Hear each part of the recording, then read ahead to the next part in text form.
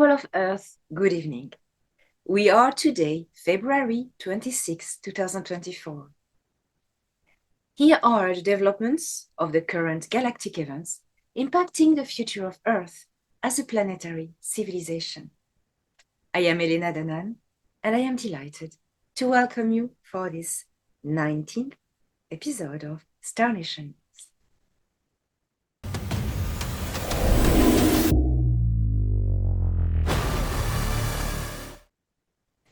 Following the latest news about Earth-Moon, the Zenate brought the pods containing Luna's crew back to their original location after they were repaired and preserved from decay. As we saw last week, Earth-Moon is an artificial satellite, a planetoid that was hollowed out by a very ancient civilization and fitted with a drive engine, then brought to Earth. The core engine is of a very particular technology that couples consciousness with power core and drive mechanism. Some technologies are so advanced that it is not easy to discern consciousness from technology. To tell you and to help you grasp a clearer idea of what the core of the moon truly is, here are the different grades of spaceship's technology.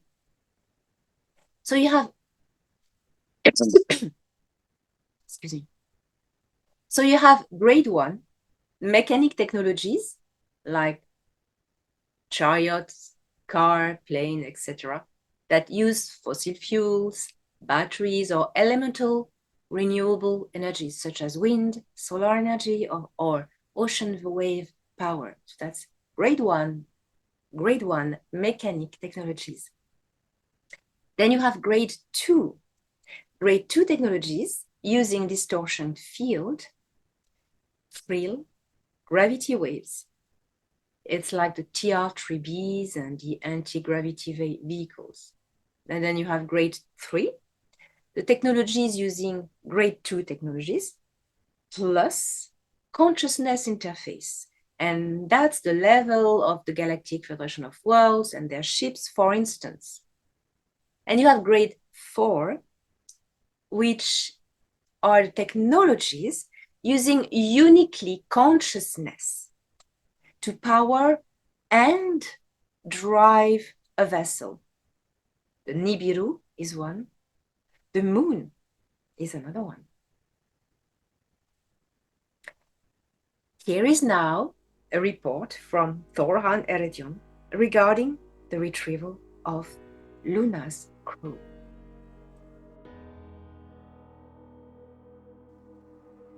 The pods have arrived. They were shipped yesterday by special cargo, escorted by the Excelsior's forces. The pods were unloaded in Luna's main station's cargo bay, under the management and the supervision of the Earth Alliance, as they have now custody of Earth satellite. We were there for technical assistance. The delegation of Coldasea didn't come.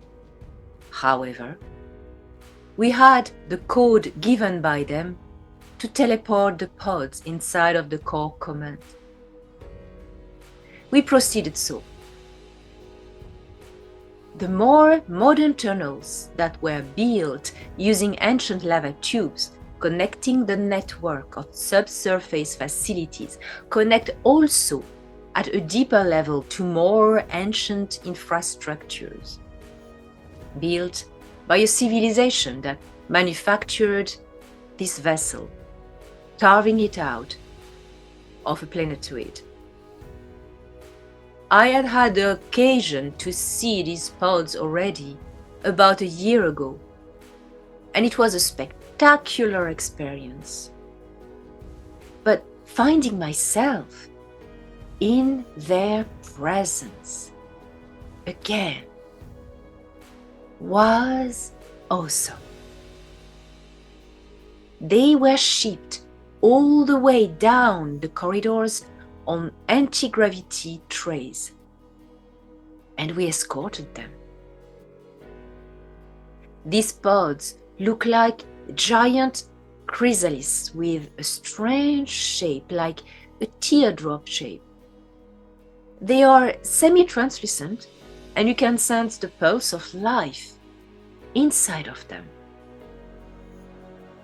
It is conscious. But when you try to look into it, you cannot see that there is a biological body.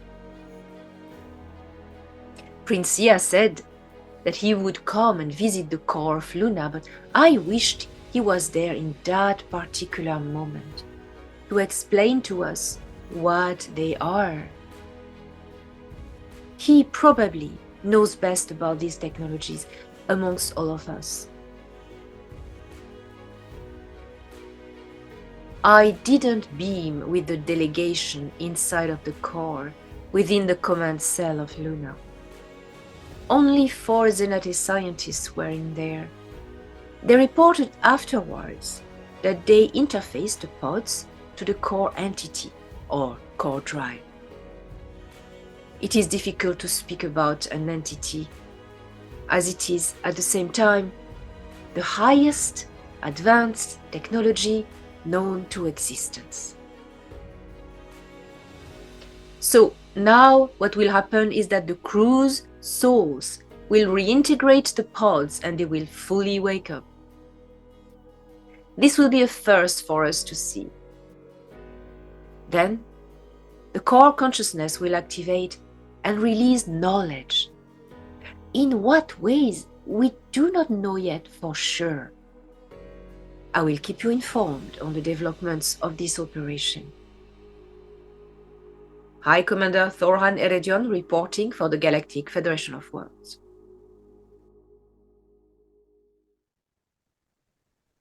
The project for the terraforming of Venus was dismissed by the lower council of the Galactic Federation of Worlds, judging after scientific expertise that it would cause too much damage in the layers of atmosphere and tectonic activity, leading to a too unstable situation for the underground colonies and their infrastructures.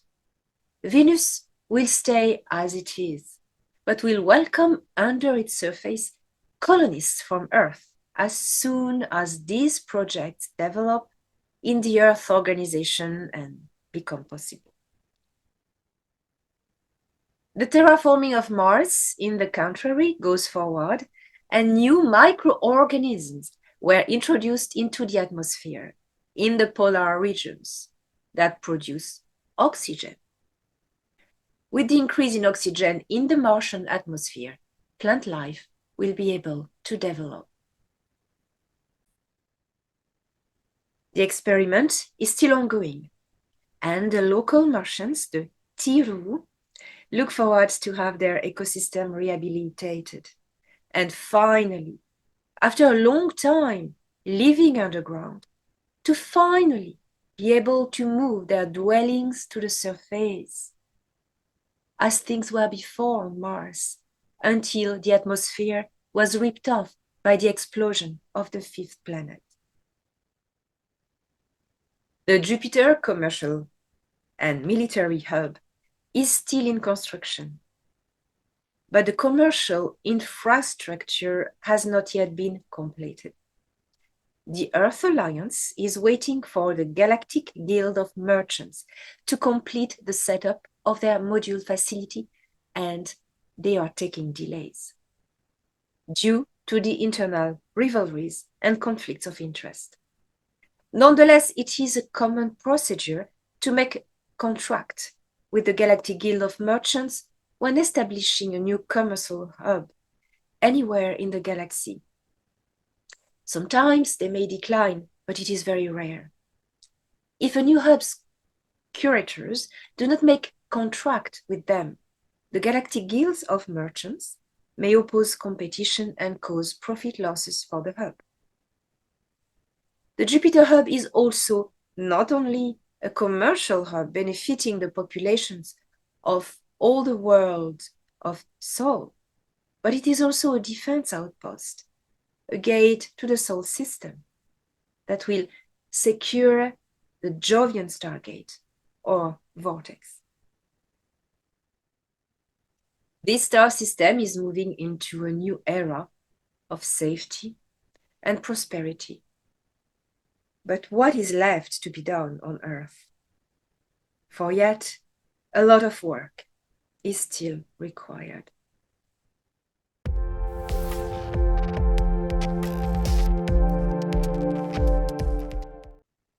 As the solar system is being liberated for a while now already and prospers in many ways with terraforming of Mars, the construction of the hub, and the new Artemis Accord expanding as the new Starfleet expanding and being really more and more powerful and in control.